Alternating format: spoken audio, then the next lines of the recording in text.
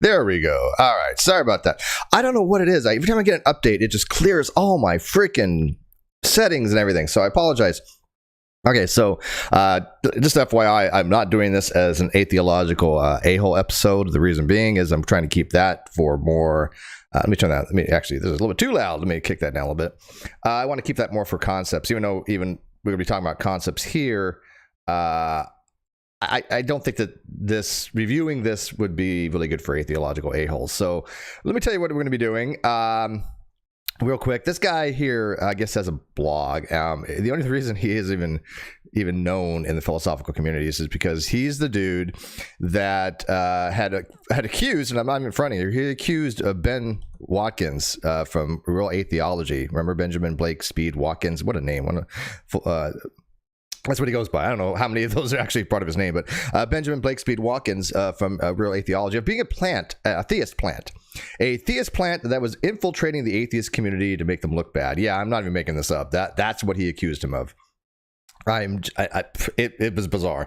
I mean, you could accuse a lot of people of that, maybe that aren't. I don't think there actually even is such a thing, at least around my neck of the woods, my circle. But I mean, Ben is probably one of the more well-respected atheist out there. I mean, he really does know his stuff. And so for somebody who actually has a podcast dedicated to atheology, to kind of say he's a plant, that makes no sense. All right. Maki, can you hear me now? Like I said, I think I fixed that problem. I'm getting sound on my end, so it should be good out there, but let me know. Yeah, okay, you heard me. Yeah, atheist plant. Yeah, well, Christian, I guess it'd be Christian plants, right? It'd be a theist plant that was sent to the atheist community to make them look bad, which I don't see how that works, because Benjamin makes some really good arguments. I don't think his arguments are bulletproof, of course. But they're evidence, and they're things that should be evaluated and taken seriously. They're well formulated. They're logically valid. I think they're good arguments as far as that. I mean, I'm not overwhelmingly persuaded by some of them. I think that like a lot of arguments, they overreach. I mean, especially, I don't know if it was actually Ben or no. You know, I think it was Ben, or I think it was Secular Outpost that was making this argument. I'm not sure, but one of them was trying to put the fact that if there's any evil in the world, then it couldn't be a God, because God couldn't exist in all possible worlds, therefore God wouldn't be necessary. And I think that's modally overreaching. I think it's fine for an evidential problem evil, but anyways, I just thought I'd throw that out there. That's the guy we're talking about here. So he wrote a blog, and I made some comments under his video before. I mean, he's not like a big person in the philosophical community, and I'm probably sharing more about him than I really need to. But it's so funny because this guy had critiqued a Stanford Encyclopedia article on moral realism, and I'm sorry, but if you critique an article from Stanford Encyclopedia of Philosophy, which is peer reviewed, you might want to at least know the basics, right? You would think that you at least want to understand some of these concepts. And again, I'm not throwing myself out there as some highfalutin person that knows these things very well. I mean, again, I will say this for the umpteenth time, I am not a philosopher. Anybody who's surprised about that, I don't know why they were surprised about that. I've never said ever that I was a philosopher. I am not a philosopher. Tell people I'm not a philosopher. I'm very happy with that. Doesn't mean I don't read. Doesn't mean I don't understand certain concepts. Doesn't mean I don't enjoy the subject matter. I happen to like philosophy. And I think that certain things I explain halfway decently, because people seem to come to me and ask me questions. So this guy thinks that he could review Stanford Encyclopedia. And here's the too long didn't read before we get into his blog here.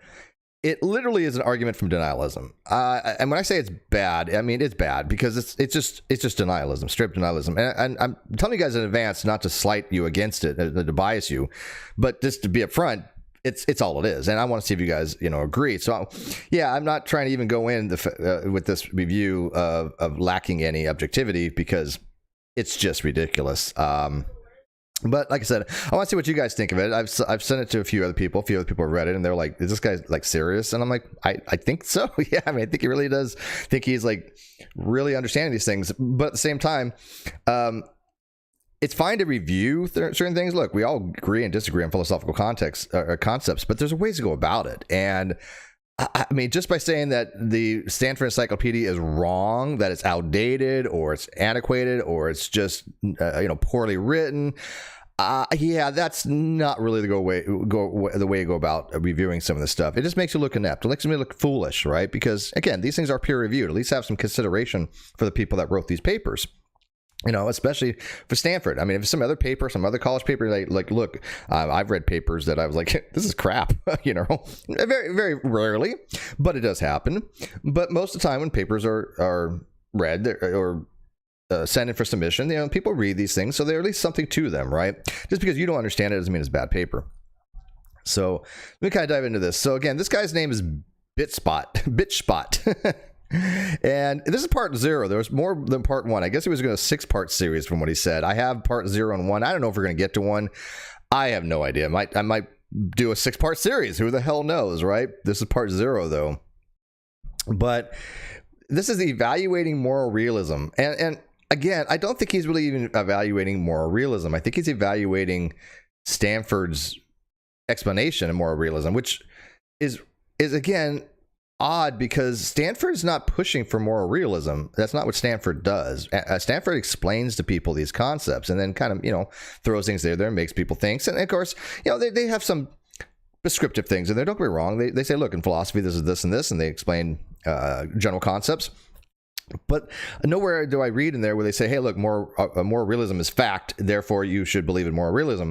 That's not any argument they make. So arguing that Stanford Encyclopedia didn't make a case for moral realism is not an argument. It's just denialism, because that's not what they're trying to do. All right, so let's kind of start this out here. Hopefully you guys can see this on the outside. I'm going to check my feed real quick. It looks like you can, and let me know.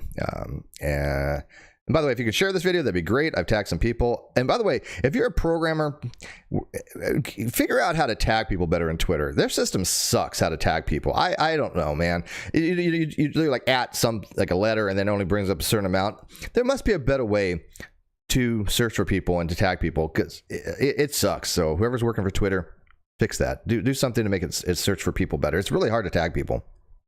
Because it brings up only a really small list, and you're like, okay, I know this letter's in their name somewhere, All right. So this was only a few days ago. This was March 17th, 2022. And he says, I've been doing a lot of reading on moral realism of late. Questionable. For obvious reasons. What's the obvious reasons? I don't know what the obvious reasons are. What are the obvious reasons? Because they're not obvious to me. I mean, are they reasons because you want to involve yourself in the conversations between moral realism and anti-realism? Is it because... I don't know. I mean, help me out, guys. What are the obvious reasons? Now, I'm going to go on a limb here.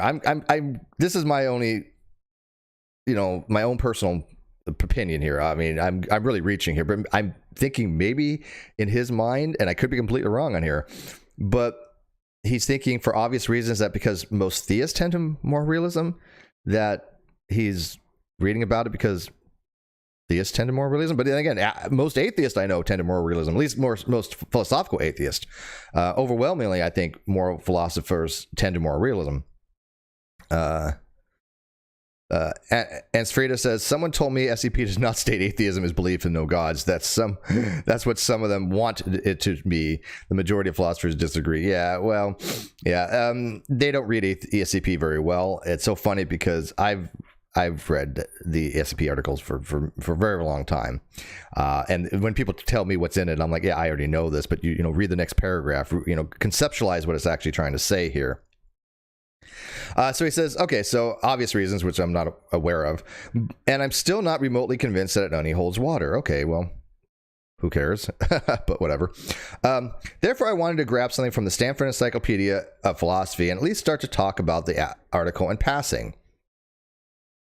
This is actually talking about it actively, like I'm doing right now with your blog. It would be an active conversation.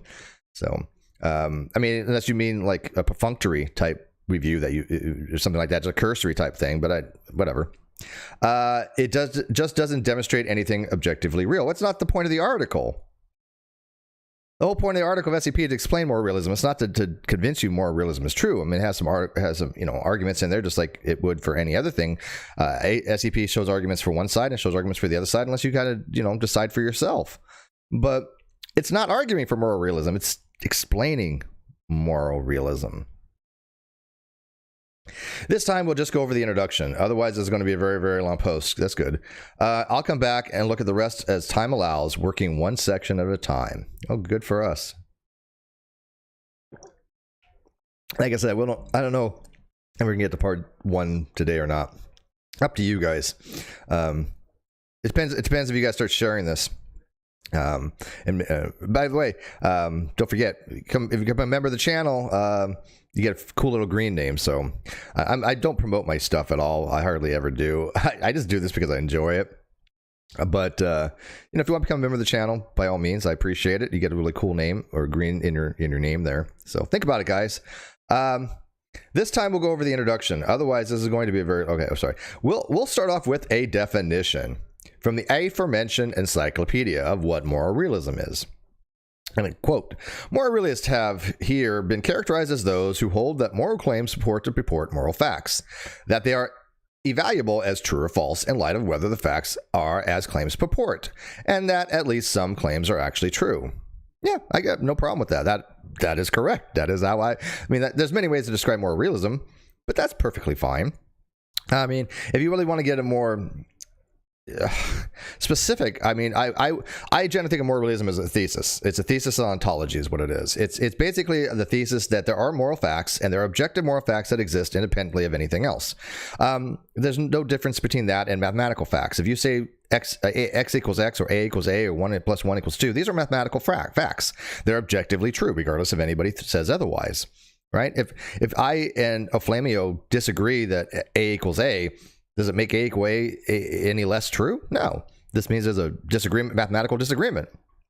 So what? He's wrong if he thinks that it's not equal, right?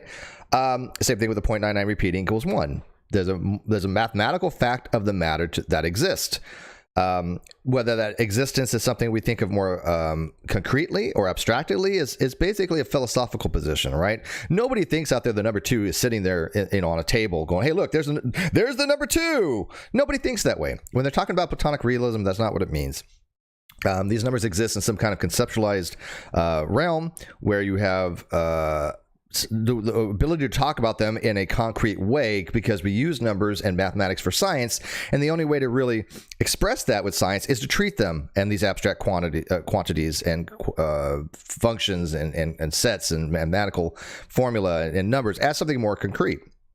So it's called like Quine's indispensability thesis. It's just, these things are indispensable to science, and we should treat them as if they're not abstract. And so Platonic realism or mathematical realism treats these things as something that exists, like dreams. Do dreams exist? Well, we have them. We for some capacity they do exist, but do they have they're comprised of like matter? No.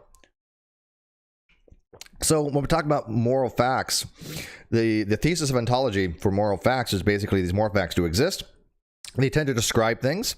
There's usually 2 types. There's the descriptive, where it has something towards like an individual that just basically describes a nature about them, or about more of a whole, a collective, which is actually prescribing an ought. And the difference between that is, let's say, like a Flamo here. Flamo just donated $5 on a super chat. Thank you, Flamo. And I would say Flamo is morally good. Flamo is a morally good person. That describes him, right? That's just saying, if I say Oflamio is smart or Oflamio is intelligent, that describes him. It's not prescribing anything. It's not prescribing moral goodness to him. It's not prescribing intelligence to him. It's describing attributes of him. But if I say it's morally good to support content creators you like, that's prescribing, right? Now, I'm not necessarily doing that, obviously, but I mean, that's prescribing a moral ought. So, and if you want something that's for more of a forbidden thing, because you have what's permissible and what's forbidden, then if I say, lying for personal gain is morally wrong, then that is prescribing an action that you shouldn't lie for personal gain, right? But that's as a more of a almost, I hate to use the word a categorical imperative, but it kind of is. It's prescribing things for everybody. There are other ways of looking at these imperatives, categorical versus hypothetical, but it's more applicable to, universally as a whole. So a Flaming of $5 says, end the series today if you can. I doubt they're going to finish other articles. Well, he only did 2, as I've seen so far. I mean, I haven't updated, to be honest with you, so maybe he did part 2, 3, 4, 5, 6. I don't know. I only have part 0 and 1 because I have it in a separate window, so I can show it easier for you guys. So I haven't looked to see if he's updated a Flamio. But thank you for the moral good. It is a moral good to super chat and become a member of the channel. That's going to be the way I'm going to approach this channel from now on. It's morally good to be supporting of content creators such as myself that's trying to entertain you, inform you, and have fun doing it. Because that's what I want to do. And I'm doing it, actually. I might, by the way, my schedule's all over the place, so I apologize. This is like later than most things on Sundays. I am going back to work down here, and so I don't know with my, things are gonna be all over the place for the next couple months probably. Just to let you guys know, whatever. Again, I do these when I can, but I will be doing all these things on my channel. I will be putting out content on this channel, so please help support the channel. All right, well, all right, so that's the definition, and this is a response to this, guys. I love this. That's just a bunch of words strung together, and it doesn't describe an actual useful position. So let's try something else. Wow, that's a little condescending, ain't it?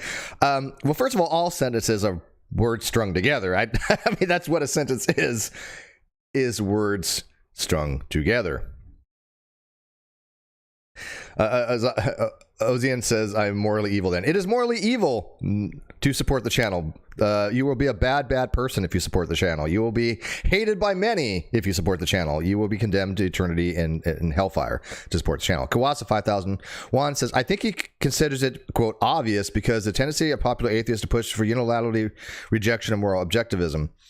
That might be a good point. No, you might have something there. I mean, again, when people say obvious reasons, there usually needs to be obvious reasons. I don't think that there are obvious reasons here. And you might be right. There are popular atheists to unilaterally reject moral objectivism, but that's what he is. He's just a popular, well, he's not popular. He's not popular atheist, but he appeals to popularity. He appeals to the lay atheist. That most of the lay atheists have no idea these subject matter. They tend to reject moral objectivism because they don't understand moral objectivism. They really don't. I mean, it's just mind-bogglingly bizarre to me how they say by fiat, oh, moral realism, it can't be true. Really? Well, I tell you what, there's been a long-standing feud between moral realists and anti-realists and moral subjectivists and moral objectivists for a very, very long time, and it has not had any progress, really. Do I think the whole thing needs to be start over from scratch? Probably. There's so much differences in terminology and in dialogue. It's confusing. But there is no fact in the matter to be had as far as which one is correct. I mean, I don't think there is. These are philosophies. These are meta-ethics, right? So I don't think there's a fact we can go, look, moral objectivism is true. I think more it is we can argue for it and give reasons for it. I mean, maybe I'm wrong with that. I mean, that might be it might be an actual fact in the matter on that, because I mean, I think there are facts out there that say that, yeah, this is a moral fact that is objective. I think you could argue for that because I think there are moral facts that are objectively true. Let's see here. Yeah, but that's just an odd way of denying that particular sentence. I mean, again, this is a peer-reviewed paper, and he's like, that's just this bunch of words strung together.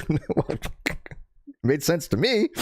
Did it make sense to any of you guys? Because I understood SEP just fine there. There's nothing, wrong about that. So he goes on to say, Wikipedia. Okay, so he goes from Stanford Encyclopedia to Wikipedia. Okay, let's take something that's peer reviewed in philosophy. That's the gold standard, and we'll go to Wikipedia instead. I can't. I'm done. I'm just done. I've got to end this because this is just ridiculous. I mean, right there, he doesn't know what the hell he's talking about. I swear to God, man. Oh, geez. I'm dying here. Atheist, yes. All right, so Wikipedia describes it as, quote, the position that ethical sentences express propositions that refer to objective features of the world, that is, features independent of subjective opinion, some of which may be true to the extent that they report those facts accurately. Yeah, absolutely. Moral realism is the position that there are these ethical sentences, which are propositional, that it can express truth values, they're truth apt, that express some feature about the world that is or at least can be true. And for moral realism, only one. It only takes one for moral realism to be true. There's one objective moral fact that exists that is objectively the case.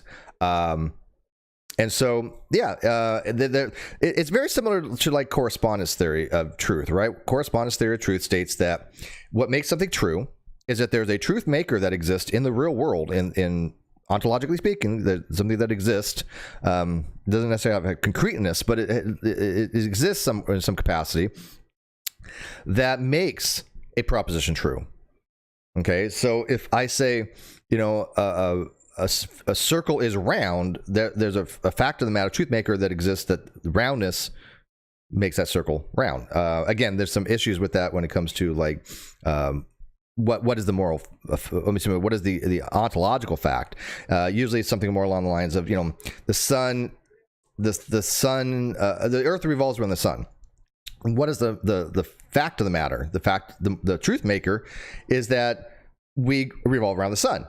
Right? So that makes the statement, Earth revolves around the sun, true. It's a truth maker that makes the truth bearer of the proposition true. And again, take it for what it's worth. I'm not a philosopher, but I like this subject. I don't know what it is. Some people are like, Steve's not a philosopher. Well, listen, well, so what? Either I'm right or wrong, right? I mean, if I'm right, you learn something. If I'm wrong, then I'll have people that know about philosophy that go, hey, Steve, you screwed the pooch on that one. But like this guy, everybody I've talked to that knows philosophy is like, yeah, he's way out to lunch. I don't know a single philosopher that takes this guy seriously. Not one. I happen to talk to philosophers daily. But Ozian for $5 says, I was taught in the Navy leadership and the law that objectivity is treating people equally and not based upon the subject. Pay taxes for the other two. Super chat. Thanks, buddy. And by the way, Ozian is actually a mod in the Discord for the Non Sequitur show, and I appreciate that. He has got experience in the Discord, and he's been highly recommended by the owner of the Discord, the admin, which is Surgeon General, who's done. Man, I have never seen a Discord better laid out than Non Sequitur show Discord. I mean, it is brilliant. I'm still figuring it out. I have been trying to learn a little bit. But we'll be using that for after shows and things of that nature. So if you haven't joined the Non Sequitur Show Discord, go find it. I don't know. Maybe Ozian could put the link in. I can make him a mod here temporarily. I don't have too many mods here, but if Ozian wants to put the link out there so people can join it. By the way, don't bother joining it if you're already been banned. It IP bans. It's set up automatically. So. Oflamo says, what is not defined in the Stanford Encyclopedia of Philosophy? The word philosophy. Anti-Semitism X was right about philosophy. Yeah. I like Anti-Semitism X. He has some pretty cool videos back in the day. But as far as like the Navy leadership and the objectivity, yeah, I mean, there's something to be had. Again, the word objectivity and objective is polysemous, just like many words, and so it really depends on the domain of discourse you're talking about, what the term objective actually is. I mean, in military, you have a military objective, right? Which is your goal. But in philosophy, objective isn't goal-oriented. A hypothetical imperative would be goal-oriented, right? So if I have a hypothetical imperative, that means what I should do in order to achieve my goal. It doesn't mean, the word hypothetical doesn't mean like, oh, what if? It kind of does, because these are what if goals, but a hypothetical imperative is goal-oriented is what it means. So, yeah, I mean, I had Navy leadership programs as well, and of course, we all have Navy alcohol and safety, and then we have gender. Sensitivity? And I didn't even have any of that. I didn't have the gender sensitivity. It wasn't around back in my day. People were back in my day, back in the Navy, my friend. It was do your job. We don't care what gender, sex, height, weight. We don't give. Well, actually, there's some weight requirements, but the Navy didn't give a damn about you or anything else as long as you did your job. That's it. Nobody cared. Stay in your lane, do your thing, do your job, don't be a dick, and you survive the military. Most of the time back then, you didn't really need to have much education on these things until it was like what was the scandal? Hook. The Navy people in the hotel. I don't remember the scandal, but it was just like after that it was all downhill, because we're like, oh, okay, there are some idiots in the military. But back in my day, it wasn't that bad. It was basically do your thing. We don't care. men and women were treated absolutely equally. You can go out and have fun with the opposite gender, the same gender. Nobody cared what you did as long as it was consensual, and it didn't violate the military code of military conduct. You do what you got to do. So, anyways, sidetracking here. Welcome to my channel. All right, so he goes on to say. In other words, moral realists believe that there is a morality that exists beyond the mind of humans who invent it. Well, I mean, sort of. Mathematics, there's mathematical realism as well. I mean, Platonic realism is that we treat these numbers that are abstract as something that are real, but that doesn't mean that the number 2 actually exists, right? So it is an objective fact that A equals A. That's true regardless if there's minds around. I mean, does this guy want to argue that if there's nobody around, if there's no longer any humanity, if humans do not exist, matter of fact, we'll say no minds even exist. The Earth doesn't exist. The Earth has been swallowed up billions of years from the sun as the sun's expanded, so there's no more Earth. Does A equal A stop being true? No, I don't think it does. I still think that holds true. It exists in some, maybe if you want to go into Platonic realism or mathematical realism, then it still exists. It just nobody's apprehending it. Nobody's thinking about it. Now I do know that theists will run with that and say, well, if it's a concept, in order for the concept to be hold true, it must be held in a mind by something, and therefore that mind is the mind of God that makes it true at all times and all places. And I think that's a lousy argument. It's an idealistic argument, but they will go to that extreme. Then say, look, A equals A because it's a concept. For it to be held true and be true at all times, it must be thought of at all times as being true, and that is God. And yeah, that doesn't fly with me. But there we go. Heat Shield got a fresh Discord invite. There you go. Hopefully that's a link that expires after 24 hours. I like to change the links up. Not that it really matters, but like I said, we're ban people left and right. So we want people to come in and actually have productive conversations. If you're there to try to use the Discord to start issues, yeah, you're going to be gone in a second. Well, sure, anybody can listen in. It's a public Discord, but as soon as you say something and it's non-productive, yeah, it's a waste of our time. All right, let's see here. Then he goes on to say, make sure you can still see this. Yeah, except that it's absolutely not defensible in any way. Wow, that's a hell of a claim. That's a hell of a claim. I like to see where this goes. Oh, I already read this, so I know where it goes. Spoilers. So we'll get back to the article at hand. It starts off with, quote, taken at face value, the claim that Nigel has a moral obligation to keep his promise, like the claim Nix is a black cat, purports to report a fact, and it is true if things are as the claim reports. Yeah, exactly. Look, if there's a black cat on the mat, what makes that true is that there's a black cat on the mat. Right? There's that truth maker that makes the truth pair true. Now, not all theories use truth makers. I mean, there are conditional, pragmatic theories that use truth conditions. If I say I am taller than Utahef out there, what makes that statement? Well, actually, I think he's taller than me, but I mean, I don't know. Let's say that I'm taller than Utahef, and I say, Steve is taller than Utahef. What makes that true is a truth condition. It's a pragmatic way of looking at it, right? It's not a truth maker. There's no actual ontological fact. Is a truth condition rather than the truth maker. But again, probably too nuanced there. But what makes the fact that a black cat is on the mat true is that there's a black cat on the mat. Try to say that 5 times freaking fast. Hi, Kano Browner. Kano, are you at work, Kano? I don't know where she's at, but she's still modding for me there out there. Isn't she sweet? I don't want Kano listen to me at work because I don't want her to fall asleep. She always tells me that she falls asleep to the sound of my voice, which is flattering and just kind of like, really at the same time it's like, really, I'm boring you to death that you fall asleep with my voice, but at the same time I'm like, oh, that's sweet. So but then he goes on to say, let me finish this up. So Nigel has moral obligations because of promise. Yeah, because when you promise something to someone, you set up a bidirectional accountabilities. You have basically a duty and a right. So anytime you make a moral promise, where it's a commissive, if I promise to somebody something, I say, I promise to do this, I'm setting up something with them. I have a duty, a moral duty to fulfill that. and they have a right to exercise that. Okay, so every duty has a right, every right has a duty. Oh, she's at work. Mwah. Love you too. You know what's so funny is I'm surprised people haven't like talked about Kino and I or something like that with any wild accusations. She's my sister. I mean, she legit is my family. You know, we've never dated or anything like that. I love her to death, and I will always care about her and make sure that she is absolutely, you know, well off. I mean, it's been 15 something years. So yeah, it's so funny though, because these people have all these weird things they come up with. But anyways, thank you, Kano, for watching at work. Don't get in trouble though. Let's see here. So back to the subject at hand. But yes, Nigel has a moral obligation, and I think that's how we understand moral duties. I mean, if we didn't, then why would we even care about moral promises?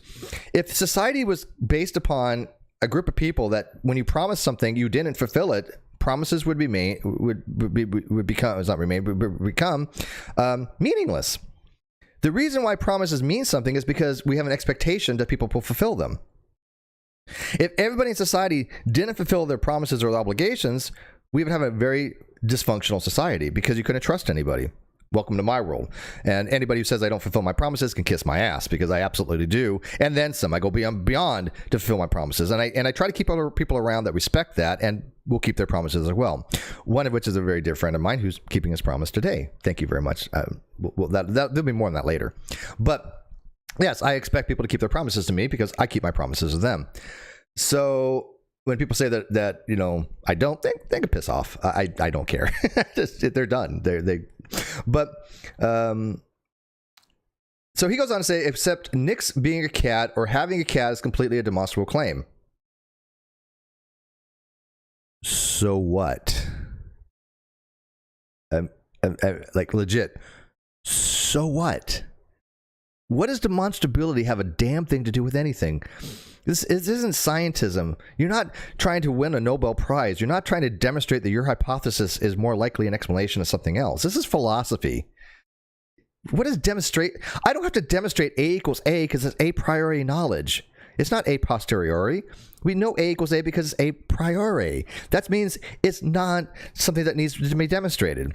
Now, a priori knowledge, in theory, some of them can be demonstrable. That's fine. A priori just means you're not required. You don't have to demonstrate anything. You don't have to sense anything, right? It doesn't have to be through the senses. It doesn't have to be experiential. So we can know something without experiencing it. That's what a priori means. So who cares if it's demonstrable or not? There's a lot of facts of the matter that's not demonstrable. There are, Gould's incompleteness theory says that there's truths for any Turing complete system. There are truths that we cannot prove. We cannot demonstrate. They're impossible. There are always going to be truths that we can't prove. Doesn't mean we shouldn't believe them if we have reasons to believe them. Riemann hypothesis. Is it provable? I don't know. Has it been proved? No. Do I believe it? Yeah. I think the Riemann hypothesis is true. But I can't demonstrate it. But there still is a fact of the matter that exists. It is either true or not true. There's still a fact of the matter that exists that is either true or not true. My belief on it doesn't make a difference. Whether it's demonstrable or not doesn't make a difference. Who cares? And yes, you can demonstrate moral facts as well. I think you can, which is, again, irrelevant. But I just demonstrated earlier by explaining that in society, if you have a society that doesn't expect people to commit to fulfill their obligations, their promises, you have a dysfunctional society. Same thing if everybody lied. Well, actually, if everybody lied, it would become truth. But because you could just be like, hey, this person lying, therefore they're telling the truth. But if you had a society where a lot of people lied, most people lied, it would become very dysfunctional very quickly, right? So we've learned that lying for personal gain is probably, saying morally bad, because if you have a society where you can't trust somebody, like in business, when you can't trust people because they spew crap to try to do whatever they do there for their own personal gain, it makes it very difficult, right? So I think that is objectively the case that we can demonstrate that, yes, these things harm society. These things are bad for society. And if we're not talking about society, then what the hell are we talking about morals for? That's the whole point of having morality, is because we want to have social cohesion. We want to have the ability to function in a society that's productive and flourishing and eudaimonia. So, yeah, I don't understand what the hell he thinks that this has to do with anything about a black cat being demonstrable. So what? You just have to produce the cat. Okay, but again, there are facts of the matter, certain truths that are not demonstrable. It doesn't mean you shouldn't believe them. I can't demonstrate external minds exist. I can't demonstrate induction will work day after day. I still believe induction will work day after day. You can't demonstrate it. There's no way to justify it. Hume's problem of induction, right? So we should not believe that induction will work day after day. There's still a fact of the matter that exists. Either induction will work day after day or it won't work. But I can't demonstrate it. I can't justify it, but I believe it. I accept it. I utilize it, but I do so without justification. It's just a properly basic belief. I am under no obligation whatsoever to accept it as true. Well, okay, I agree to a certain extent. Now, this gets into a little more nuance of what we have for obligations. There's an argument to be had. Do we have epistemic obligations? Do we have epistemic obligations to be rational? Maybe. Yeah, I mean, I would probably argue so. Again, I'm up for argumentation on that. I'm not going to die on that hill whether we have epistemic obligations, but I think we do. I tend to think that we do. Because if you don't have epistemic obligations, then when we go into these conversations and we do so without them, they don't become very productive. Same thing with epistemic realism. I kind of accept epistemic realism as well. And what epistemic realism would say is, if I have a conversation with somebody in an argument and I don't have the belief that we shouldn't strawman people, I don't have the belief we shouldn't use fallacy, if I don't have the belief that we shouldn't give in principle charity, that makes these conversations very, very unproductive. I think we've learned as a society in argumentation theory to have a productive dialogue, you ought not strawman people. Right? You ought not commit fallacies. You ought not create non sequiturs. That's an epistemic fact. Those are epistemic realist approach. That the epistemic realist would say there are objective facts of the matter epistemically that you should not strawman your opponent. Yeah, that to me seems objectively true. I'm an epistemic realist.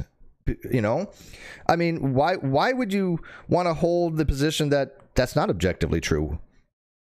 I mean, if again, and you could predicate it on a ground even more of a hypothetical imperative that if you want to have a productive conversation, you ought not commit fallacies, right? I think that holds water. What do you guys think? I mean, for an epistemic realist, wouldn't you think that we shouldn't strawman people? We should have intellectual virtues, be open-minded, be willing to change our opinion, be an active listener, don't strawman people. These are all virtues in virtue epistemology of things of what we ought to do to have a productive dialogue. And so I think if there's epistemic norms and epistemic realist facts of the matter, then they almost seem to apply moral realism as well. And this is kind of what I try to explain to this guy even on his webpage, and he wasn't understanding any of it. And I'm not the one that created this argument. I don't remember who actually has. There's a couple, I think Williamson was maybe one of them. There's a couple of people that have gone this route. Have argued if epistemic norms or epistemic facts, if epistemic realism is true, then moral realism is true. Epistemic realism is true, therefore moral realism is true. And I think that's actually a good argument. I do. I think that's actually a good proof, because it seems to me, at least, epistemic norms do entail, or at least heavily imply. I don't imply or entail. You guys decide which is more applicable here, but it seems to entail that there are moral norms, moral realism, because if you accept that you should be honest in your approach to somebody, right, and don't have fallacies, and we should have an honest conversation. I shouldn't be dishonest if you're trying to have an argument or dialogue. If you accept that that is an intellectual virtue and that is intellectually, objectively the case, then it goes to morality, right? Then you ought not to lie, for personal gain. Again, something along those lines. There's certainly a relationship between the epistemic norm and the moral norm. You guys following that? Does that make sense so far? Okay, so, but he says, I am in no obligation to accept it as true. Okay, let's just work with that. I mean, again, if you're talking about a rationality as a rational agent, then yes, you do have a moral obligation. You do have an epistemic or intellectual obligation to accept something that is true. If not, then you would be irrational. And I hate to say by definition, but it pretty much almost is. You know, if I say A equals A and you say I don't believe you, and you don't give me any reasons, you're irrational. Merely saying you don't accept it or you don't have an obligation to accept A equals A doesn't get you out of the problem. You're being irrational. You're not accepting a fundamental fact of logic. So I think you do kind of have an intellectual obligation to accept certain things as true. But again, up for discussion. But he goes on to say, I might, since having a cat is a very mundane claim, and I know that lots of people have cats of all colors. I have a black cat myself. However, if they said they had a dragon, I would reject the claim unless I could be objectively validated by trotting out the dragon out. First of all, again, people use that word reject, and it's confusing because the word reject in logic, and you're talking in philosophy, right? And this is what bothers me. There is reject to mean just not acceptance. If I reject an application, it means I didn't accept the application. All right? If I reject a job, it means I didn't accept the job. But here's a guy that's using philosophy. This is supposed to be a philosophical blog. And he doesn't use philosophical terminology the way you would probably find it in a philosophical paper. The term reject, under the Frege-Geach rejectionism approach, is that you find a proposition to be false. If I reject P, it means to believe P is false. Okay, so when he's not using it that way, right? So if a philosopher that might read this say, well, when you say you reject the claim, that means that you hold the claim false. Generally speaking, again, I understand it can be used differently, and I'm not saying that it can't be, but I'm just saying that if you're writing a philosophical paper, that's what it tends to mean. So you at least need to specify which way you're using it. I think at least be clear. If I say, look, I reject the claim as not acceptance, okay, at least I know how you're using it. I don't know how he's using it here. I mean, I do only because I read his stuff, and it seems to be implied there, but it's just really confusing because the term, again, reject means to believe false. But okay, I understand that what he's trying to say, but here's the thing. It's more based upon trust than anything else. And of course, there are some mundane claims, sure. But if a flamo says, hey, Steve, I got a cat, I trust him well enough to say, yeah, I don't need any evidence for that. I don't need you to demonstrate it. I don't need you to show me the cat. Why waste my time? I'm just going to believe it. Sure. If I'm wrong, whatever. Who cares? Right? Is anything of any importance going to happen if I believe that a flameo has a cat and he doesn't? No. Who gives a shit? But, if it's more important, if he says, I've discovered a cure for cancer, I'm like, oh, okay, well, I want to read more about this kind of stuff, right? But sure, and I do agree that both of them are same as far as just trot out the cat, trot out the dragon, sure, but that's why I don't accept ECRE, exceptional extraordinary claims require extraordinary evidence. I don't accept that because, one, the evidence is pretty much the same, and two, it adds a subjective quality to the science, which shouldn't have any subjective qualities to it. So ECRE to me has some issues with it. But again, so what? Certain claims are not demonstrable. Doesn't mean you shouldn't accept them. A equals A. How are you going to demonstrate that? Is an axiom, right? How are you going to demonstrate that induction will work day after day after day after day after day? You can't demonstrate that. Right? But you should accept it as an ingredient for rationality. If you don't accept the uniformity of nature, if you don't accept that induction will work day after day after day, how do you get up in the morning? How do you put your feet on the floor if you don't think gravity still works? How do you survive if you don't think external minds exist? Right? You do so because it's an ingredient for rationality. So you do have an obligation to accept these things if you want to be a rational agent. And I will say that is a duty. If and I'll put it hypothetically, if you want to be a rational agent, then yes, you have a duty to accept certain things. If not, you're just not rational. So he goes on to say, however, in the case of Nigel, there's no objective moral obligation to do anything. Nigel was, what does it say up here? Nigel has a moral obligation to keep his promise. And he says here, in the case of Nigel, there's no objective moral obligation to be had. Yes, there is. There's an objective moral obligation because he set up a duty by commissive, by the speech act of promising. You set up, in speech act theory, a promise to somebody. You have an onus to fulfill that promise in speech act theory. And the person has a right to collect on that. So yes, there's an objective moral obligation there. Absolutely there is. I don't know how. Does anybody want to argue against that? Does anybody say there's no objective moral fact to be had there? Of course there is. If I promise you something, there's a moral obligation to fill that promise. right? There's a moral duty there. If not, then what the hell are we talking about? I'm fading away. My light's going. I'm fading. Let me go back to my green screen here. Hang on one sec. It's really late in the day here, so. All right, green screen. There we go. Who cares, right? All right. You can see my shadows, and so I really got to get a better setup because you can see on this side it's so dark, and this side, that's why my green screen all goes to crap. But whatever. And when I stream in the morning or afternoon, it's fine. But you guys aren't here with the aesthetics, right? All right. So in the case of now, there's no moral obligation to do anything. Yes, there is. It's certainly a useful trait within human societies. We want to be able to believe that people will do what they commit to doing. Yeah, because if not, you have a dysfunctional society. But beyond the human mind and collective desire, there's no to be anything that obligates anyone to perform that specific act. Yes, there is. If you want to have a cohesive society, there's an objective moral fact to the matter to be had there. I mean, I don't know how he doesn't get this. You know, if you and I want to sit down and play a game of cards or something like that, poker, like Texas Hold'em, there are certain rules in Texas Hold'em. I can go read the rules. You can go read the rules. There's an objective fact of the matter that these have objective rules to them. You know, and if you want to play the game, you have a moral duty not to cheat. You have a moral duty to play the game within the confines of and parameters of the rules that they set forth.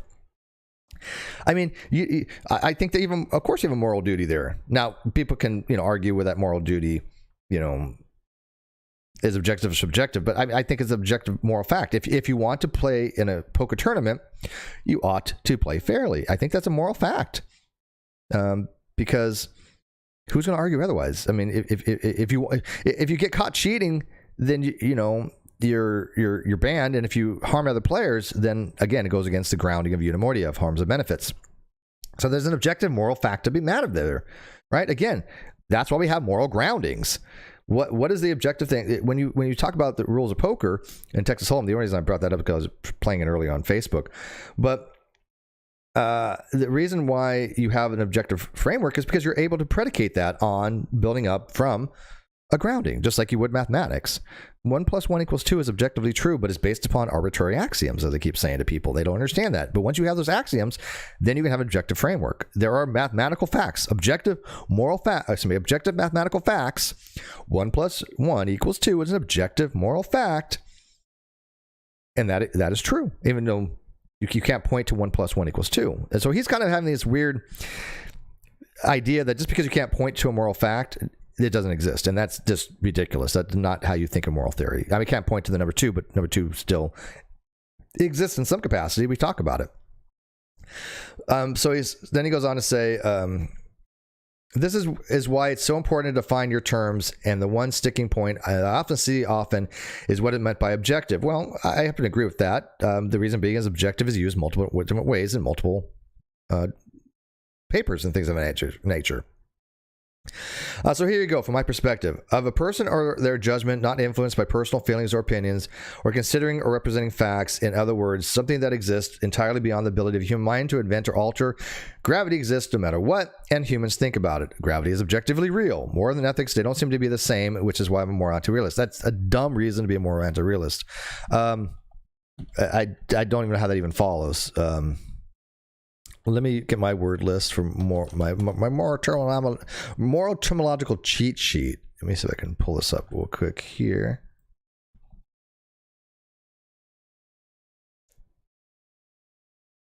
Yeah, I don't want to resize this. All right, so my sizing is a little off, but basically I'll read it to you. So moral realism I have, again, this is my stipulative thing, was objective morality, meta-ethical theory that acknowledges moral facts exist in the world, and at least one moral fact can be discovered independently of other minds existing, and is not contingent upon the subjectivity of other moral agents. A moral fact is true regardless of opinion, which can be independently discovered on our own. And the key fact there is, I think about, is discoverability.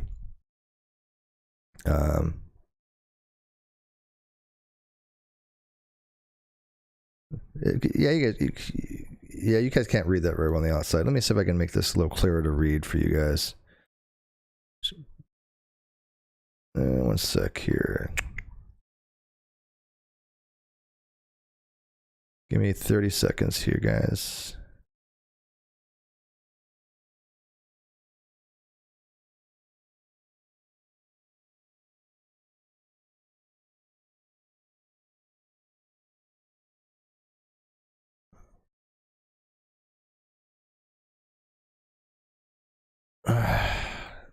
I don't like the way this blog is set up. It's very difficult to kind of navigate, but that works a little better. How's that? All right. So,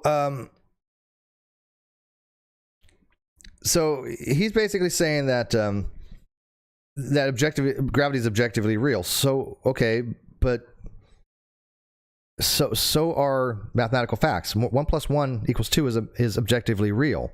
It's a truth. I don't know what you would ever be talking about if you say, well, yeah, 1 + 1 = 2 is an objective fact. Sure it is. Now, I mean, again, we talk about morality is different. Moral facts are different from ontological facts or nomological facts. We understand that moral facts are different. This is like goes back to Mackey's argument from queerness.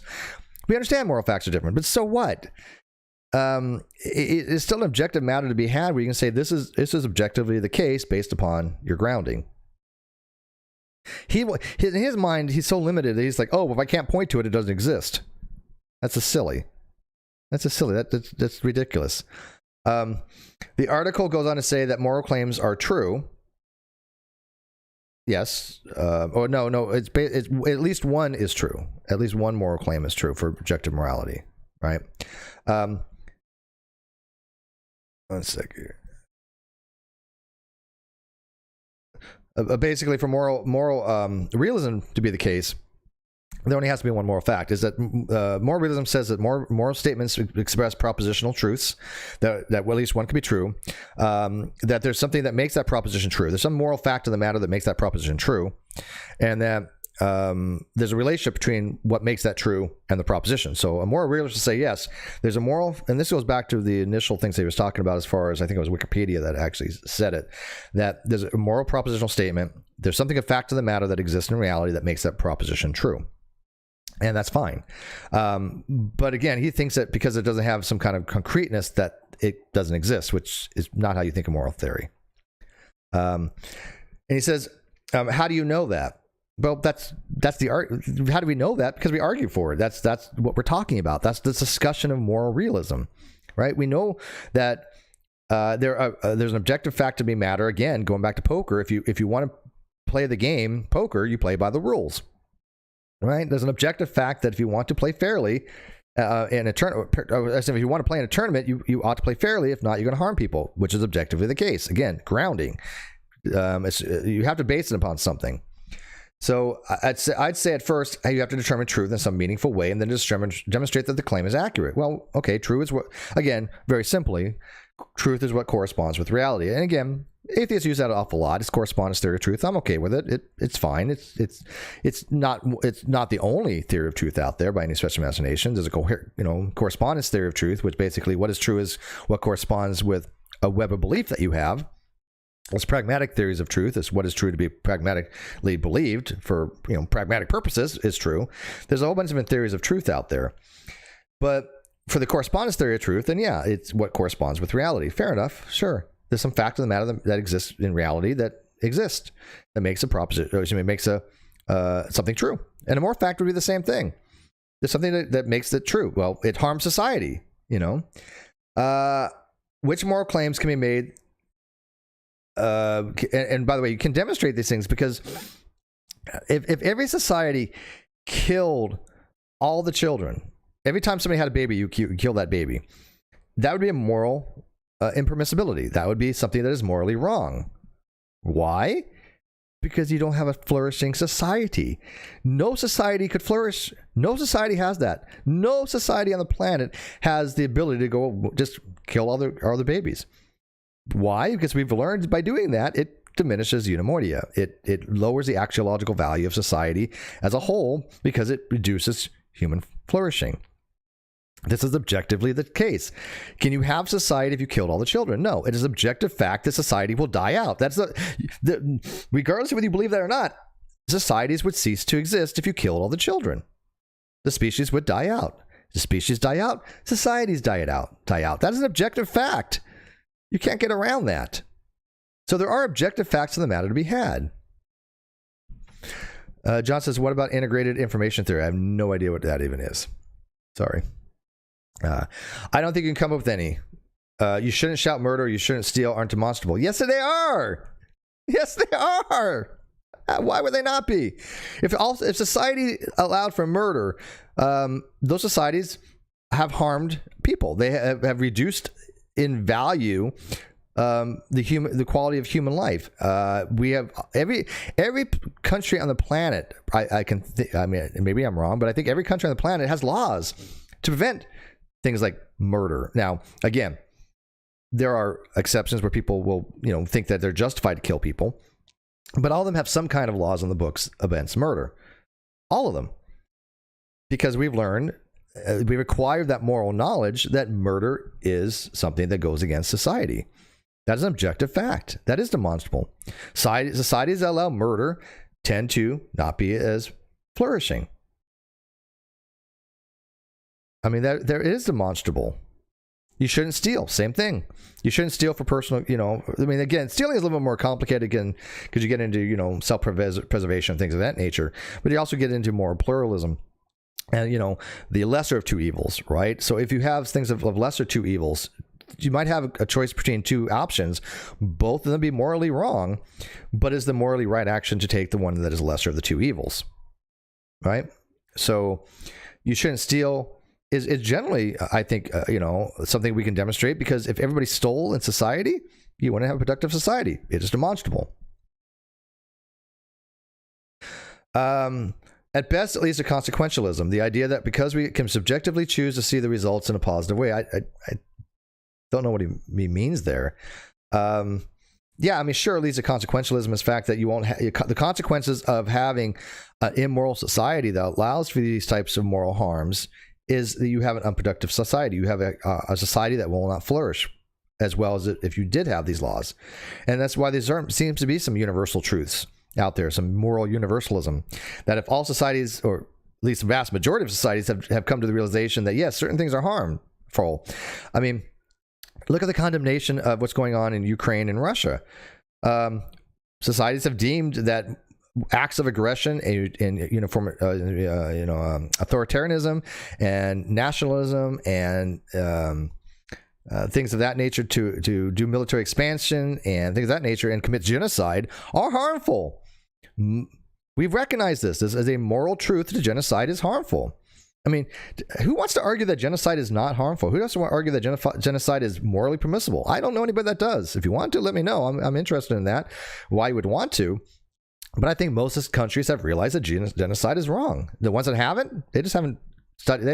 They haven't acquired that moral fact yet, of that knowledge of that moral fact, right? But I think that most countries recognize genocide is wrong. So there's an objective moral fact to be had. It is demonstrable, because if every country started committing genocide, you wouldn't have countries, you wouldn't have society. It is objectively the case. It's demonstrable that you don't have the case. Just Question says, demonstrating that society wouldn't function well if everybody stole is not the same thing as demonstrating that it's morally wrong. Yes, it is. It's the same thing. Absolutely. Why would it not be? You're demonstrating something with the grounding. Again, these are hypothetical imperatives, right? If you want to win a race, a foot race, you ought to run fast is objectively true. Right? You ought to run fast if you want to win the race. You have a goal. The goal is to win the race. Okay, if I want to win the race, I ought to run fast, right? To achieve that goal. That is objective fact. If I don't run fast, I won't win. That is objectively true. If you want to have an objective, a goal of human flourishing, that is objectively true, that these things are morally wrong. Of course it is. Steve, the fact that people think something is wrong isn't the same as demonstrating that it's objectively wrong. Yes, it is. Who cares if somebody thinks they're wrong? Who cares? 1 + 1 = 2 is objectively true. It doesn't matter if somebody thinks they're wrong. I think it's the same thing. I don't understand how if you have a goal, then it's objective the case. Can you give an instance where if you want to win a foot race, that you ought not to run fast? I don't know when that be the case. I don't know how that's not objectively the case. It doesn't show that any of this is actually real beyond our desire. Oh wait, no, I'm sorry. It doesn't show that any of this is real beyond our desire for it to be so, which takes it immediately out of the realm of objective. Well, no, again, objective means it's discoverable more than anything.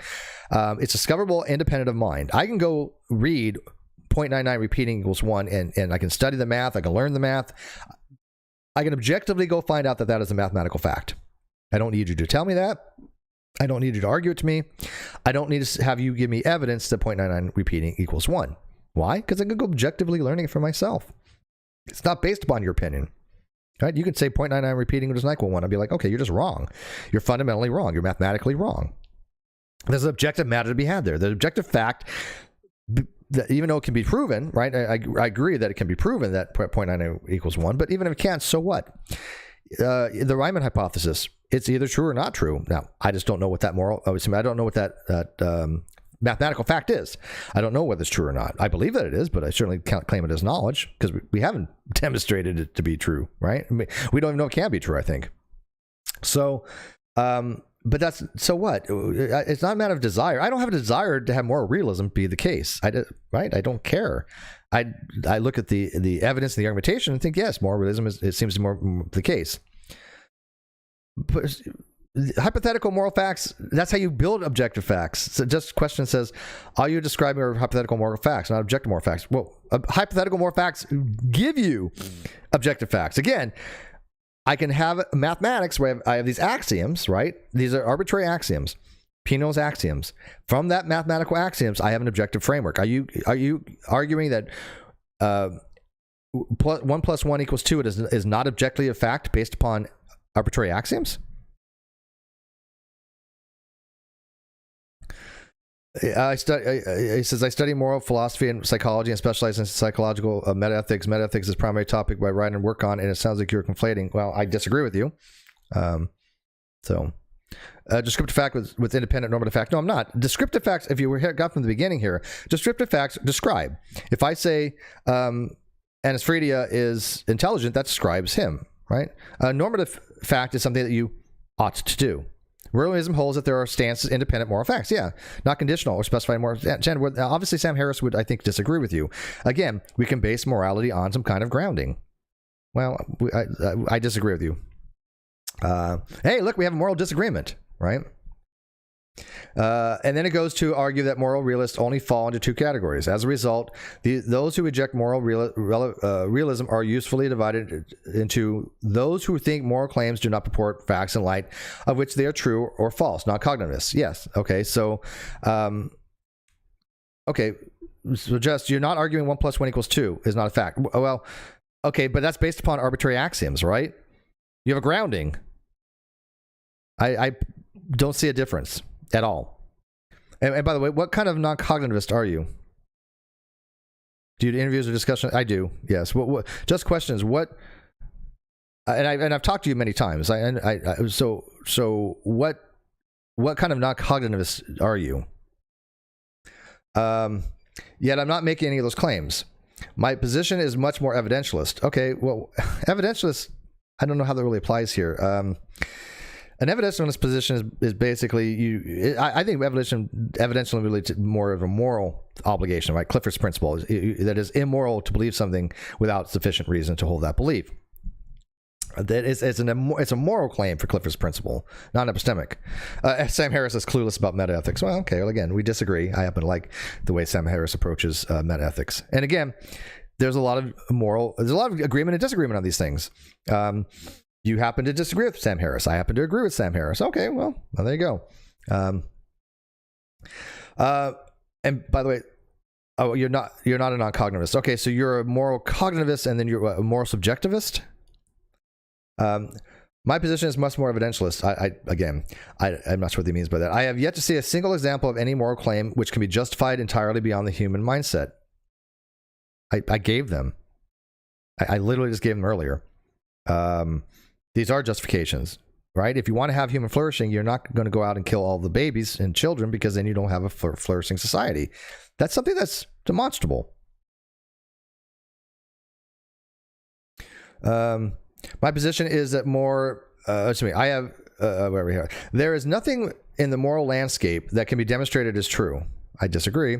That once humans are removed entirely from that picture, can still be demonstrated as true. But what else are we talking about? We're talking about humans. That's why we have morality. The reason we have morality is because we want to have social cohesion. Even Mackey, who argued for error theory, where he said that all propositions are false, still said we should obey moral duties and responsibilities and laws because even though they're all false, we have an obligation to do so if we want to. Well, I don't think he used the word obligation, but he did say that we should do so merely because of the fact that we want to function in society. We should have social cohesion. So even though he said all moral facts are wrong or false, we should still follow them anyways. Well, then why have them as false? I mean, if we should follow them, then it just seems to follow that they'd be true. Right? You follow things that are true. So it seems to be counter to what Mackey's error theory would be having. This is one of the reasons I don't really tend to error theory any longer. Even though I was interested in moral nihilism and error theory, there's a good point to be had. Well, if you're going to follow the rules anyways, and these moral facts and things of that nature, then why are these moral facts false? Is it because of an instantiation error? Then he says, when we think it's true only because we're the ones thinking it's true. Well, no. What makes it true is that there's a truth of the matter to be had. Contrast to the speed of light, which remains constant whether there is to study it or not. Well, these moral facts exist whether we exist or not. I mean, there you go. There's nothing that we can do to alter the speed of light in a vacuum, but we can alter morality, and we do it all the time. No, I don't think we can. I mean, sure, there might be certain things, but I mean, again, if you, how can you alter an objective moral fact that if you kill all the children in society, you will not have a functional society, you will not have a flourishing society? How do you alter that? You can't alter that. You can't. I don't know how will you go about altering that. The debate between moral realists and anti-realists assumes, though, that there's a shared object of inquiry, in this case, a range of claims that involved are willing to recognize as moral claims about which two questions can be raised and answered. Yeah, I agree with that. I mean, sure, right? They're wondering if there is something to even argue about in some places, right? And the moral anti-realist can be different types. A moral subjectivist is a moral anti-realist, an error theorist is a moral anti-realist, a projectivist, a prescriptivist, an emotivist, a expressionist. These are all anti-realist positions. But at least with a moral subjectivist, they accept there are moral facts, right? They at least hold that a proposition of a moral statement is truth apt. They will say that stealing is wrong is either true or false. Moral non-cognitivists would say that the statement stealing is wrong doesn't express a moral proposition. It can either be true or false. It's not expressing anything that's truth apt. And then they can go into why they think that way. But he says, we'll get to those two questions in a second. If we can't even agree what a moral claim is, why not? Then how in the world are we going to find parity in the discussion? Therefore, I simply ask what kind of questions they're talking about, and they usually can't come up with the definitive answers. I'm doing so right now. I mean, a moral claim is saying something stealing is wrong.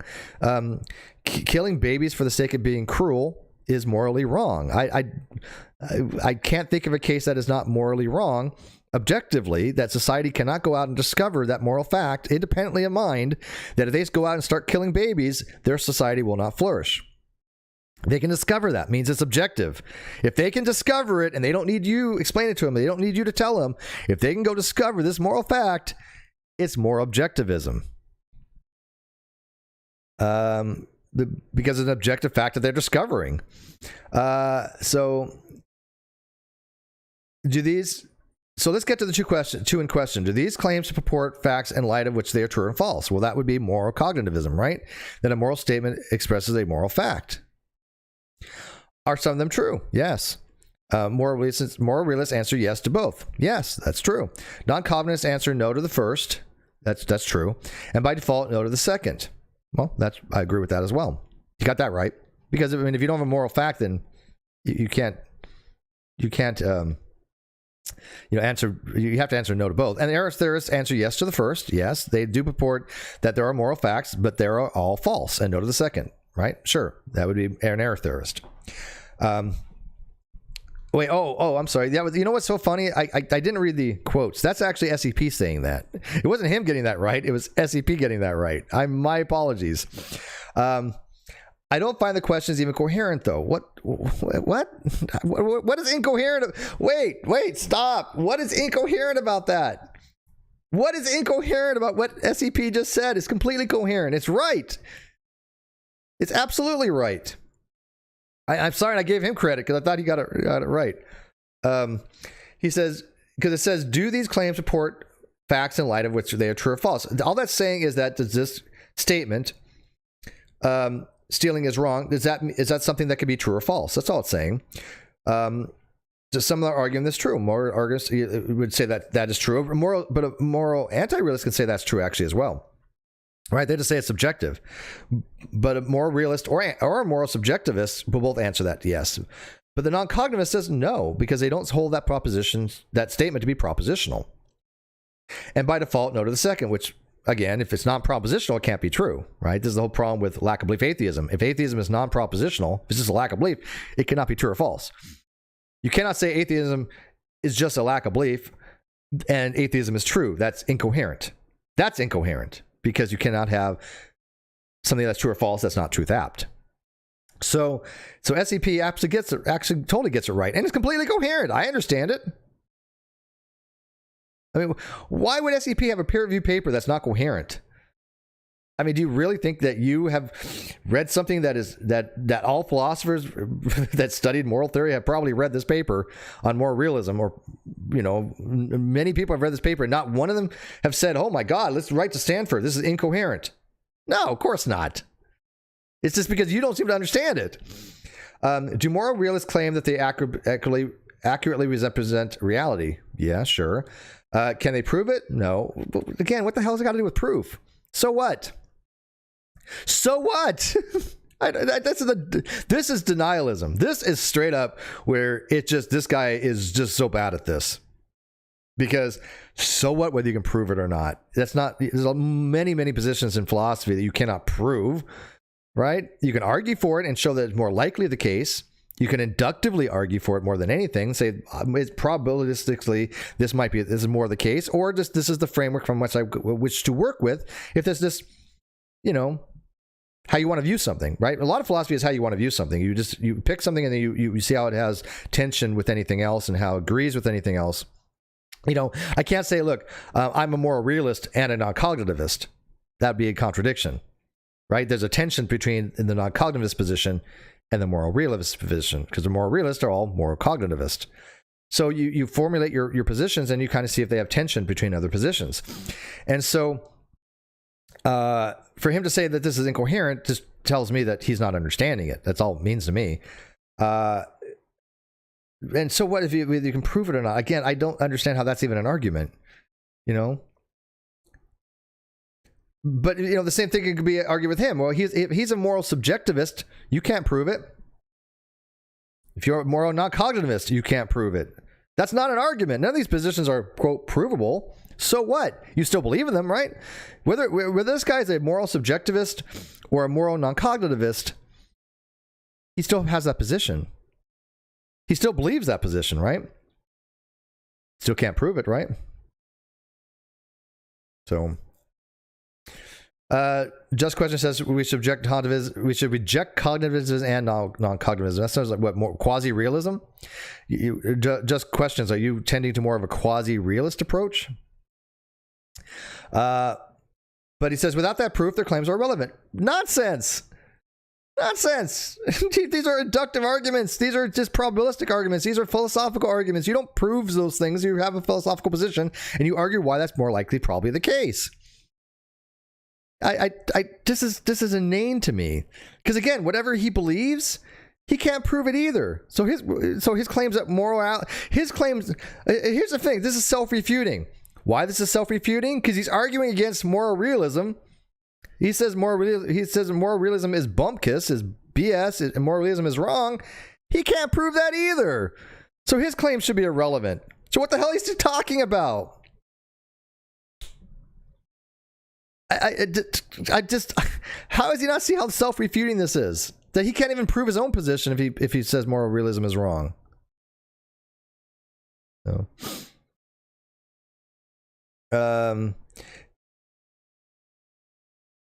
okay. You have a different approach. Yeah, okay. So he's not quasi-realist. Methodological theory for indeterminacy. Okay. Not that familiar with that, so I would have to go look into that. But okay, so he's not quasi-realist. And by the way, just questions.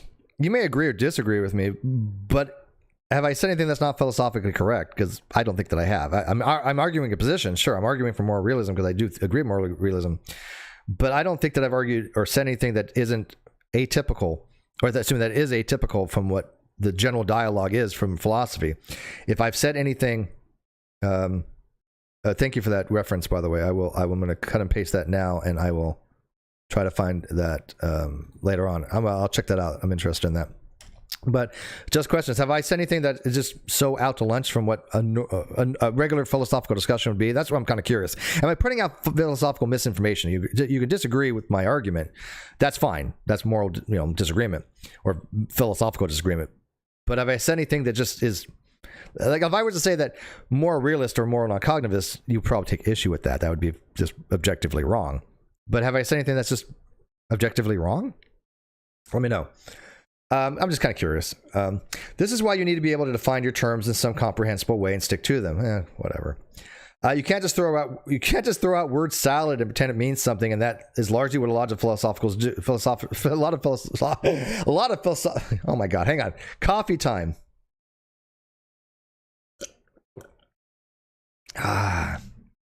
Better. By the way, this is more than coffee. This is espresso. It's kind of espresso. It's one of those little percolator things that work great, by the way. You put the coffee grounds in and they compactify kind of, and it percolates up and it gets really, really condensed. This is turbo 3 times espresso, so I'm awake. I didn't sleep well last night. Didn't feel that great when I woke up today, so... Right, anyways. But he says, it's word salad. He's calling Stanford Encyclopedia word salad. Come on. Who could take this guy seriously? I mean, who could take this guy seriously? Honestly, Just Question says, your critique of the article seems fine, and I listened to your characterization of meta-ethical positions earlier, and it was quite good, better than some philosophers, and I appreciate that, He says, nah, you're saying things I disagree with, but it sounds pretty conventional. Thank you. And look, that's awesome, right? Because again, we can have disagreements, and you might be convinced. Yeah, look, you might convince me that my position on moral realism is completely hosed. Who knows, right? I mean, I'm open-minded, but I want to make sure the facts I put out are standard. The information I put out, any person can go look at and say, yes, this is pretty common in conventional thinking and philosophy. This guy here, he's out to lunch. I mean, this guy, this blog is just ridiculous. So Just Questions, as somebody that knows philosophy, obviously you do understand philosophy. Is this blog should be taken seriously? Is this guy really even critiquing Stanford Encyclopedia in any constructive way that actually seems to make any sense? To me, it's just pure denialism. And he says, the article you're reviewing does sound pretty dire. I'm glad you're criticizing it. We can disagree about metaethics while still agreeing that it is good to critique bad criticisms of the SEP. I agree fully right there, man. Totally agree. Yeah, this is a bad critique of SEP. I think that's what I'm going for. Yes, this is a very, very bad critique. And I think I'm being very fair and good critique of this guy's critique. Inception there. This is a critique of a critique. That's what exactly this is. This is a critique of a critique. And I talk to a lot of philosophers. You guys know that. I mean, I don't think they think that anything I say is word salad. Matter of fact, just the other day, a Secular Outpost, who's a pretty well-known philosopher, he's written some books. I mean, I know who he is. His name's out there. I mean, people know who a Secular Outpost actually is. And I don't know if I know he does philosophy of religion. I don't know if he's a PhD or not. He might have a master's degree, I think. I'm not sure his educational level. He's probably on a PhD level. If he doesn't actually have his PhD, he's certainly on that level of some kind. The guy's sharp as can be. He's really, really good at atheology. So if you guys want to learn about atheology, go check out Secular Outpost. Go check out Ben Watkins from Real Atheology. Go check out Answers in Reason. Joe and Charlie Dave, very, very high-level thinkers as far as atheism. And philosophy. I'm so impressed with the quality of that work that they do is amazing, especially for like Joe, who's a layperson like myself. Ben has education in philosophy. Secular Outpost absolutely has an education in philosophy, and Charlie Dave has a master's degree, and I think he's working on his PhD for philosophy. So I don't think any of them would take this guy seriously. I don't think so. So if anybody knows anybody who takes this guy seriously, please let me know. He says, to be fair, I'd have to read it myself and judge. They make a mix of good points and points that aren't so good. So I don't want to judge the article without going in all myself. Okay, that's fine. That makes sense. I appreciate that. People are, I'm a fan of Anson's reads. I do too. And he writes his blogs very well. Better than I write my blogs. I write my blogs, just throw it out there. His are a little more prettier than mine, better aesthetics. But I will say that Joe has gotten an awful lot of his information from my blogs. He's drawn a lot, heavily influenced from my blogs, no question about it, which is fine. I'm flattered by it. He credits me, and I think I may have even changed his position on a few things when he first kind of came into the scene. So, and I draw upon his work too. I mean, I read his blogs, and they're great. They're fantastic. I think they're really informative. So I should qualify that from what I've heard from you so far. It sounds like it has issues, but I reserve judgment until I read it. And that's perfectly fine. Like I said, just question. Just make sure that I'm putting out philosophy that is pretty conventional as far as the understanding of these terms. Look, we can disagree on more objective morality is the case or not. I don't think there's a disagreement to be had that moral realism falls under moral cognitivism, right? I don't think there's no philosophical disagreement there. I don't know a philosopher says, yeah, moral realism, that's a non-cognitivist position. That contradiction. And then he says, look at some of the quotes that I've presented so far. I have. The quotes are correct from SEP. I don't see. My blog is a great debate community. There's links in the video description. It's called 3 a.m. Philosophy is my blog. 3 a.m. Philosophy. Well, I talk about philosophy and atheism. But he says, he says the quotes here. Just questions. The quotes that he has from SEP, are any of them gobbledygook? Any of them word salad? Any of them incoherent? No, I understand them just fine. I know you understand them. Right? I mean, for him to say that, look at some of the quotes that I presented so far, and then we do, and we're like, yeah, I'm able to read this and understand it and apprehend it. It makes perfect sense to me. It's correct. This is in line with the literature. Perfectly in line. There's not even disagreement about what SEP says on any of the quotes he has so far. I don't know anybody who would disagree with that, what the quotes are. Nobody. Who would disagree with this? Who? So, does anybody look at these quotes and say, oh, look, yeah, the SEP is hosed? No. No. This is not clear, concise language intended to facilitate open dialogue. It's gobbledygook. No, it is clear. It is concise. It does facilitate open discussion because it's explaining the topic. It's gobbledygook to you because I don't think you understand these topics very well. I really don't think that you do. I'm not even going to claim that I do. I'm not even going to claim that anybody in the audience does. It doesn't matter. We could be completely moronic in these topics. Have not even a clue about basic philosophy and moral theory. But there are people out there that do read SEP and they apprehend it just fine. And they are educated. So I don't understand why he thinks this is a look, if he wants to critique my blog and say it's gobbledygook, okay, fine. Why?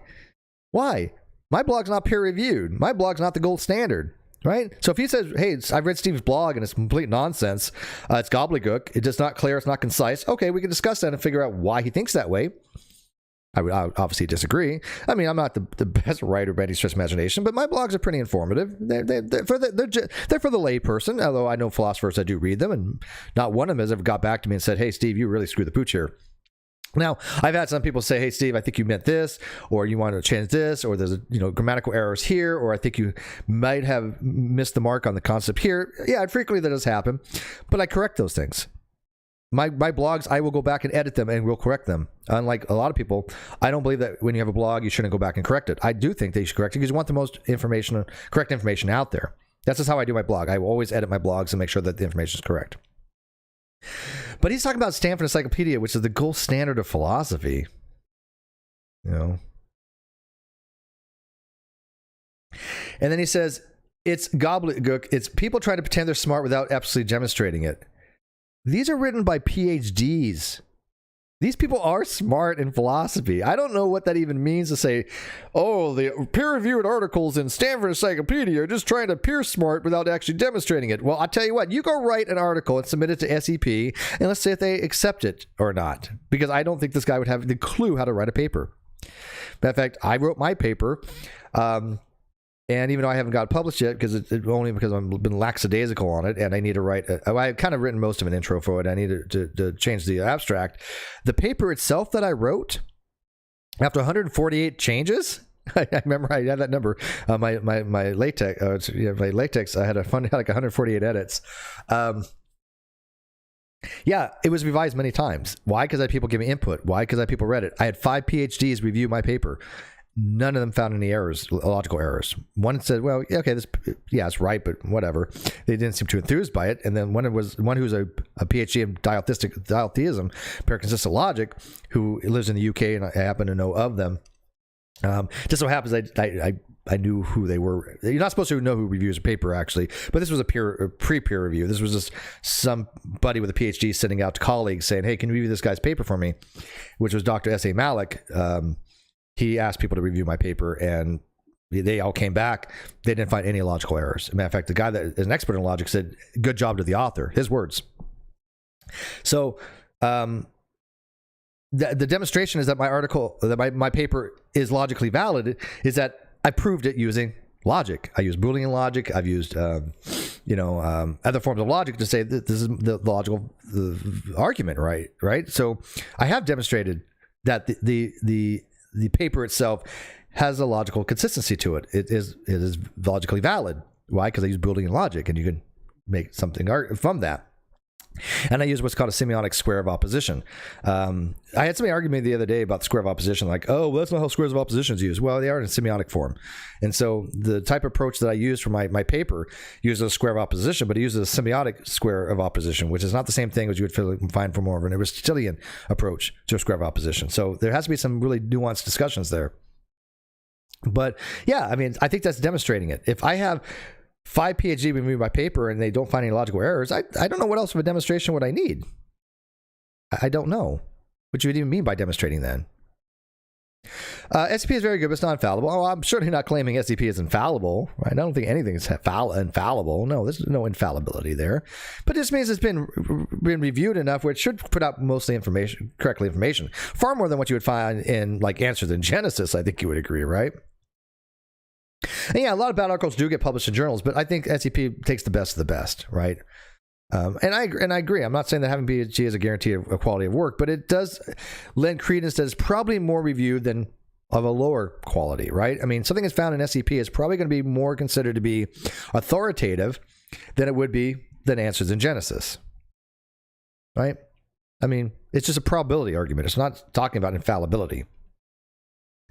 Then he goes on to say, by all accounts, moral realism, SEP, by all accounts, moral realism can fairly claim to have common sense and initial appearances on its side. Yeah, I think so, because we kind of intuitively, and I think there are some things about intuition, but I think we kind of intuitively know there's some moral obligations here, just like we know there's some epistemic obligations, right?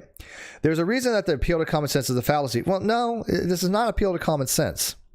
This goes to more what's called intuitionist logic. But this is not appeal to common sense. This is stating that as humans, we all seem to have some kind of innate intuition, feelings, and things of that nature. That's ubiquitous through all all people. And there might be some reasons for this, right?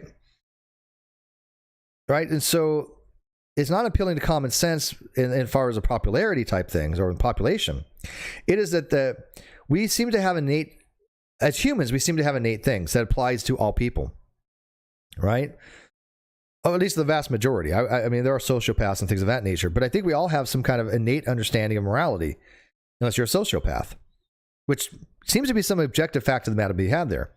Most people are moral, but hope to believe. Why? Because they understand there are reasons to benefit from morality in society, or they just, they're just a good person. There might just be, altruistic good people out there. But that's not appealing to common sense fallacy. That's not the same thing. What it has on its side is wishful thinking, nothing more. Well, again, no, that's not what it's saying. It's just there seems to be some common sense approach that killing all the babies in a society is bad. I mean, does this guy want to argue that it doesn't seem to violate common sense that killing all the babies is wrong? If sure, he could argue that. He'd be like, there's no fact of the matter, whatever. It's not morally wrong to kill babies, to go around and kill them all. And I'm not getting into the abortion thing. I'm talking about after the fact. To go around and kill all the children in society. No problem with that. Do it. Really? That's what you want to argue? You want to argue that torturing babies for fun is not immoral? I would like to hear those arguments. So I think that we all innately have some kind of shocking of the senses to say, look, torturing babies for fun is morally wrong. I'm not making that into an objective thing because that's more of a normative thing, but it's still, we all have that sense. Do we not? Does any of you not have that sense that torturing babies for fun is not wrong? I mean, even animal cruelty is the same thing, right? Most people are like, we shouldn't be cruel to animals. That doesn't mean there are not sociopaths out there that are cruel to animals. They do exist, right? And they're punished for it. There are laws against, that being cruel to animals because we are stewards to animals. And so we have a moral obligation as them being objects of moral consideration, being sentient beings, that they have experienced pain, and we understand pain is bad, and when we ground things in eudaimonia, that we shouldn't harm animals. We shouldn't torture them. It is morally egregious. I argue that it is morally egregious to harm animals. If you think that is morally permissible, I'd like to know why. And if you say, well, I'm not arguing it's more permissible, then are you arguing that you don't have an innate feeling that it's just wrong to do so? You do not have that innateness? Because then you are probably a sociopath. Outdone says, how would you even be able to torture babies? I don't know, and I don't want to know. I mean, again, I even hate using that analogy, but that's what's in the literature, right? Literally, they use these types of really extreme forms of analogies, and it just, well, yeah, Outdone says, I can't imagine that being fun in any way. Yeah, because you're not a piece of shit. You're not a sociopath. That's why. Sociopaths and psychopaths don't have the same feelings. They have diminished capacities. And there are levels, of course. I mean, there are people that are sociopaths that still find that torturing animals is bad. But you have psychopaths who are like, oh, look, there are I hate to say it, but there are religious people out there. Outdone. There are literally religious people out there that believe that because they hold that animals are soulless, they don't experience pain. You can do whatever the hell you want with them. You are a sick son of a bitch if you think that. You are disgusting, and I will fight that tooth and nail, and I will be an anti-theist to that particular religion that you have. I will tell you that particular God does not exist. I will move out of my agnosticism, right? I will move into full-on, you're fundamentally wrong. I will be an anti-theist to your position. If you have the belief that an animal, like a dog or a cat, doesn't have a soul, and that gives you the right to torture it, I will denounce that to the day I die, because that, to me, shows that you are a horrible, despicable, morally bankrupt psychopath. And that whatever God you believe in that accepts that does not exist and should not exist. And we wouldn't want that type of God to exist. So, that's my little rant for the day. Sorry about that. Oh, you know what? Not sorry for that. Screw off. That's why I do these things. I do things for me anyways. And if people want to listen, great. If they don't, that's fine too. But I'm hoping you guys get something out of this. Even if one person listens, if they get something out of it, that's fine. It appeals to people with emotional desire for morality to be more than something we made up. Why? I don't think it opposed emotional desire. I mean, again, sure, I have emotional desire that I don't want to see animals tortured for fun. I'm going to switch to animals. It's less, creepy. Still bad, obviously. But I don't have it. Yes, I have an emotional desire not to see, animals tortured. Okay, so what? Morality still, I mean, you say we made up morality, but the reason we have morality is so we have a functional society so we can get along. That's the whole point of having morality. Right? That doesn't mean that it is.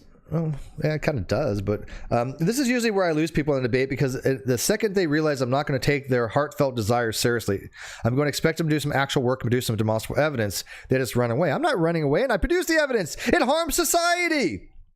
That is the evidence. Oh God, this guy's so dumb. I'm sorry. This guy's straight up dumb. The evidence for the objective moral fact is that it causes harms. It violates the grounding. That is objective. That's objectively the case. If you're grounding it in eudaimonia, it is objectively true that going out and killing everybody destroys society. It doesn't promote human flourishing. That is actual work, reading about these things and maybe learning about them properly. Again, people can disagree about objective morality, but these arguments are out there. Sam Harris's arguments are out there. You can agree with them or disagree with them. But I think at least I went on and read these arguments. I don't think this guy has. I don't think he's read anything in the literature.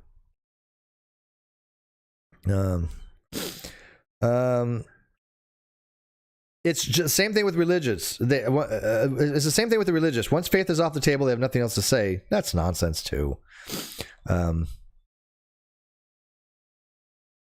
So they say next, however, there are 5 sections that will get you through over time. It might not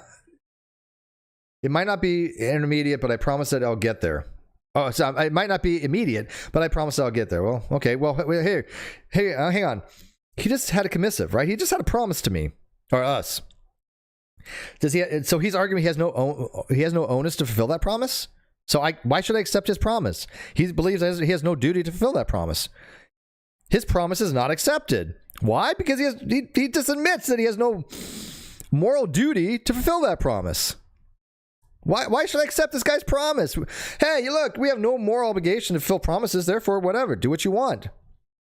There's no objective fact to the matter to be had, according to this guy, that we should have a moral duty to fulfill a promise. Therefore, why should I accept his promise? What? Why? I mean, help me out here, guys. Why is he making a promise to me when this guy says there's no reason to accept a moral fact as being objectively true? I don't know if the guy even accepts moral facts. He seems to be all over the place. I don't know if he's a cognitivist or a moral non-cognitivist. I really don't.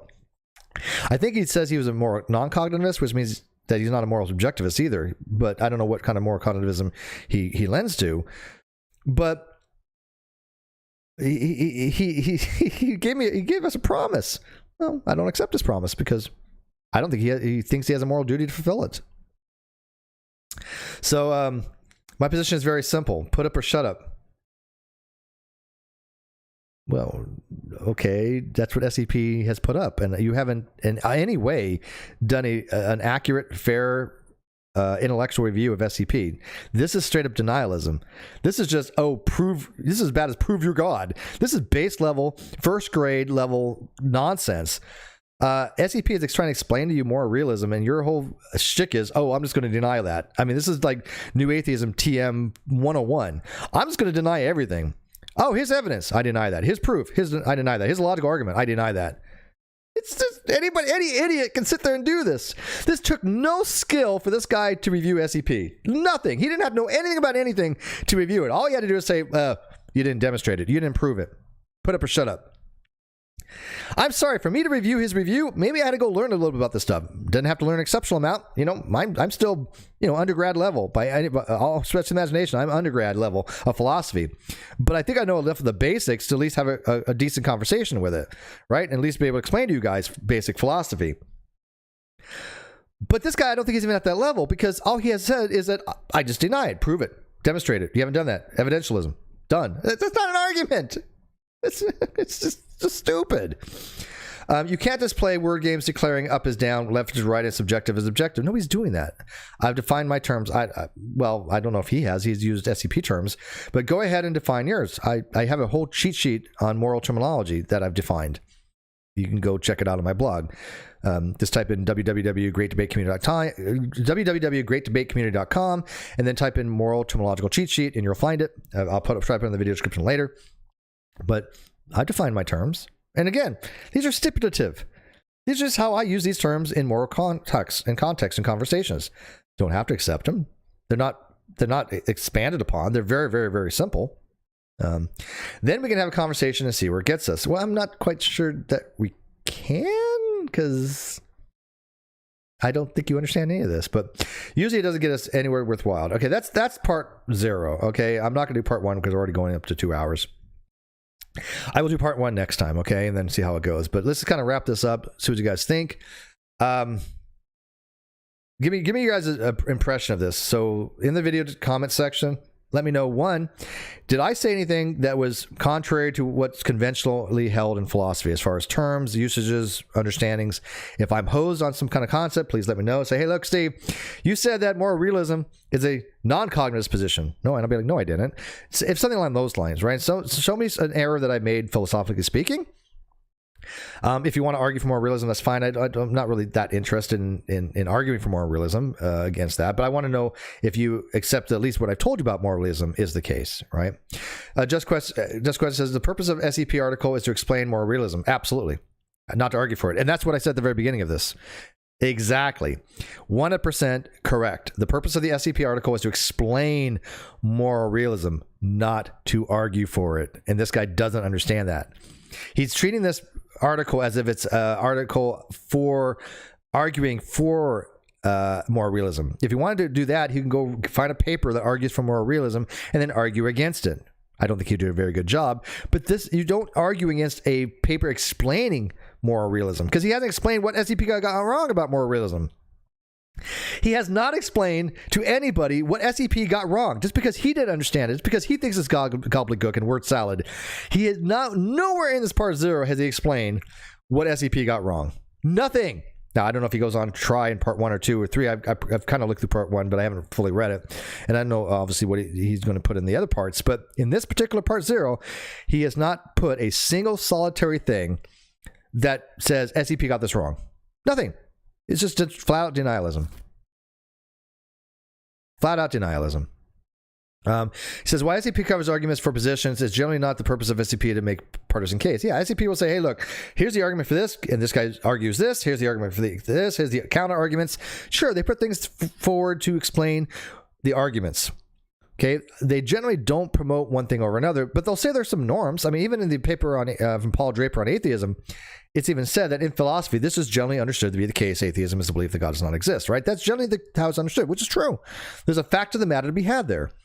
If you go read papers on atheism, that's the fact of the matter. You'll find that almost every one of them is written as a positive epistemic status, that atheism is the belief that God does not exist. Almost all of them. Almost all of them. Very few aren't. And even those are the ones where they recognize as being atypical. And they try to even say, well, we would like to be held this way, but we understand that it's not, blah, blah, blah, something along those lines. Even Flew in 1972, when he wrote The Presumption of Atheism, he's very clear in there. They say, hey, the standard common way of thinking of atheism is the belief that God does not exist. I want it to be held in the negative position as merely not believing God exists. He's arguing for a separate position. He's saying, this is how it is in philosophy, understood. I want it this. His paper fell flat. And my paper argues against his paper, by the way. My paper is a rebuttal to Flew's argument. So I have my rebuttal on I have the core of the argument on the Great Debate Community page. It's called the Atheist Semantic Collapse Argument.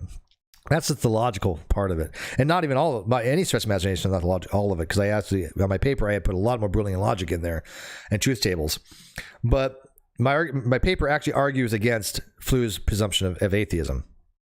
So that is not in my blog because that paper has not been publicized yet. So, anyways, nothing. He says, Jessica question says, nothing unconventional as far as I've heard, but we should talk sometime about moral realism. Says, I think moral realism is not a position that's easy to defend. And that might be true. But again, I think you would recognize that probably most atheist philosophers are moral realists. By the way, are you an atheist? Just questions. I mean, do you believe there are no gods? And then I'm going to wrap this up. So again, let me know in the comment section what you think. Cafe says, then these same people act as though they've offered some type of proper rebuttal. You're right, and this is not a proper rebuttal. I would rate this as 0. This is just denialism. If this guy turned this in college, and yes, I did have 4 years of college. I just didn't get my degree, but I have had college. I've had a lot of courses in college. You had to write papers. I always did well with writing papers, but in college, it's a very different. When you write a paper in college, right? Any guys who've been through college will appreciate this. You start off with just like a brain dump. You just do a really rough draft, right? And then you have to like revise it 4 or 5 times, and then you add your citations. We had to use what's called MLA formatting. at Chicago at ADA and MLA. I took a whole course. I took a whole course in MLA formatting, and I never had to use it.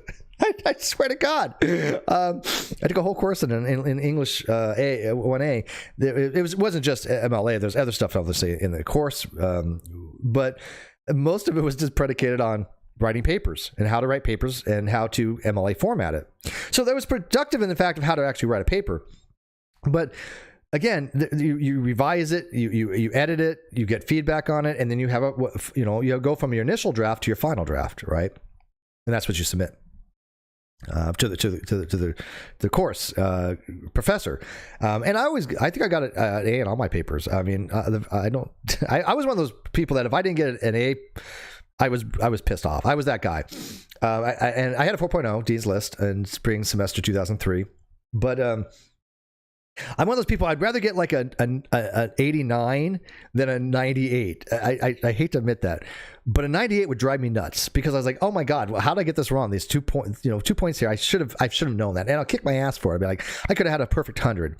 But if I get an 89, I'm like, oh, okay, you know what? I got some stuff wrong, but I did well. I'm okay with that because this was hard. And so yeah, I'd rather have an 89 than a 98. But this is me. Yeah, 60% of more philosophers are more realists. Yeah, and I've read that as well as the last study. One of the studies they did they pulled whether that methodology was good or not is up for debate. But I mean, yes, I think that most philosophers are more realist, and most are atheists. Yes, I do agree with you. So it does appear that most philosophers are atheist and more realist. I agree with you. Yeah, that was the 2020 Phil Paper survey. Yes, I have a copy of that, and that's exactly correct. I think it was like 54.62 or whatever, something like that, was atheist, and out of that, 62% were more realist or something like that. But anyways, like I said, guys, I'm going to wrap this up because we're going on 2 hours. Please leave me a comment in the comment section. Again, if you think that I have fundamentally made any errors. I don't think that I have. Please help promote this. Again, only because I want this to be educational. I want this to be informative. I would be doing a lot of these reviews, and I'll be doing a lot of atheological a-holes. I'll be doing a lot of after shows on this channel. But I have to fit in, again, I don't know what my work schedule is going to be coming up in the next month or two. I have a real life now. People know I moved. This is secondary to me any longer. The internet's secondary to me. My channel, the Non Sequitur Show, secondary. I want people to enjoy them, but I'm doing them for me. I'm not doing them for anybody else. I've done enough, I think, for other people. I think that I've done all I set out that I can do to the fans of this channel and the Non Sequitur Show and my supporters. I think I've gone. I've kept my promises. I've gone above and beyond. I cannot really go any further. However, if there are people out there that think that I can, let me know. Let me know what I can do for you. But yeah, I'm going to go back to the way it was. I'm going back to I'm doing what I want to do for myself. Nobody's going to tell me how to run my channels. Nobody's going to tell me what to do, not to do, who to have on, what to talk about. Nobody. And if people want to watch, great. If they don't, that's fine too. But I'm still doing it for myself. And you know what? This is the kind of stuff that I enjoy. I enjoyed doing this review. I really, really did. And if people want to watch that, great. If they don't, there's a billion other things to go watch. But yeah, I'm doing it for myself, and that makes me happy, and they can't take that away from me. I know there's been a lot of stuff going on. There'll be a video coming out tonight or tomorrow morning. I don't know when exactly. I might put it on my channel tonight. I might put it out tomorrow morning. I'm still, it's being finalized, but there'll be a video to address a lot of the stuff, and then I'm done with it. I'm done with people that are being dishonest. I'm done with people that have stabbed me in the back and then charged me for the knife. I'm done with people that have taken my want to be fair, my want to help other people, my want to be a friend, and then shove it in my face when it doesn't suit them. I'm done with that. Those people can kiss my ass. Go your own way. Bye-bye. Be one with God. Do your own thing. Be one with no God. I don't care. I just don't. This is all secondary to me. I don't even do much online as far as any of that stuff other than getting prepared for a show. But other than that, I'm watching like cat videos. Okay, I watch a lot of I watch Penn and Teller videos. I watch magic tricks. I don't watch any video about me at all. I don't care. People send me stuff. I'm like, I'm not going to watch that. I don't care. Give me the too long didn't read, whatever. But I don't care. And you know what? It makes me happy. So they can't take away my happiness. So I appreciate the guys have been supporting me and the channel and the Non Sequitur Show. I'm booked until April, by the way, on the Non Sequitur Show. I got a lot of stuff coming up, and I just don't want to overbook. Somebody had asked, why would you spend 60 grand on a channel in the secondary? I didn't spend 60 grand, and 60 grand was stolen. But it's secondary in the fact that if that channel is going to be promoted, if that channel is going to be successful, if that channel is going to do anything, it has to be from the basis of I have to enjoy doing it. If I don't enjoy doing it, then there's no chance of it having any kind of success. Will it be successful or not? I don't know. But it's secondary that I have a real life to live first, and that if I'm not happy in my real life, there's nothing on my channels that will be productive, because if I'm not happy doing these things, it can't go anywhere. You have to take care of yourself first. You have to have self-care first. If you don't take care of yourself, what else matters? If you don't eat right, don't sleep right. And by the way, I slept pretty poorly last night, but other than that, I've been sleeping okay. But if you don't take care of yourself first and you're not happy in your real life, then what else matters? It's what do they say? Put your oxygen mask on first before you put it on someone else, right? So that's what I mean by secondary. It doesn't mean unimportant. I'm doing the show because people have asked me to do the show. People have asked me to continue because they like it, and I enjoy it. But I certainly have to do it for myself first, and then other people can enjoy it afterwards. I think that makes sense, right? Yeah, Penn and Teller gods. Dude, I'm a huge fan of Penn and Teller. Huge fan of Penn and Teller. Now, do I think that Penn gets some things wrong when it comes to atheism? Sure. But who cares? They're brilliant magicians. They're very strong in the atheist communities as far as, trying to separate fact from fiction and promote skepticism and promote debunking of these, astrology and, that kind of stuff. And I'm a huge fan of that. And plus, I love how they even show how the tricks are done, and it makes it even better, right? Because, when they do a trick and they actually show you kind of it's done, you're in awe. It's more than just the magic. It's like, wow, this is impressive. So, yeah, I'm a huge fan of them. Yeah, I'm not going to put up with this level of trolling, so they're gone. Yeah, so to finish with that, yeah, so Non Sequitur shows continue because, one, I want to do it. People have asked me to continue it because they enjoy it. And if it gets popular again, great. If it doesn't, not much I can do about it, right? I understand there's been a lot of baggage on it.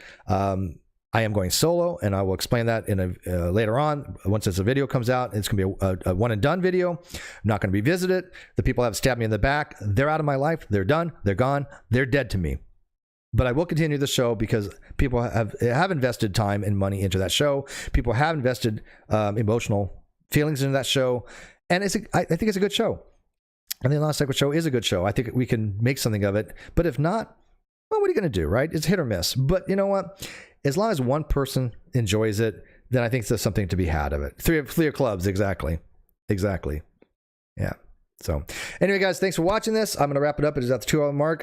Shout out to, again, Ken O'Browner, who working, and appreciate the fact she's still mods. But let me know if you guys got something out of this in the comment section. That really means more than me anything. In the comment section, if you let me know what you think of this review, was it fair? Was it accurate? Let me know if I got anything wrong. That's what I want to see in the comment section. Anybody who's trolling, they're just done. I'm not wasting my time with these idiots. They have 1,000 other channels they can go just do their stupid shit on. They don't need to do it here, right? I ignore them. I'm not going to be bothered by them. They could piss off. They're dead to me. They're just dead to me. So with that, guys, thank you very much. I do appreciate you guys watching this. And you guys like philosophy. That's actually pretty cool. And with that, good night.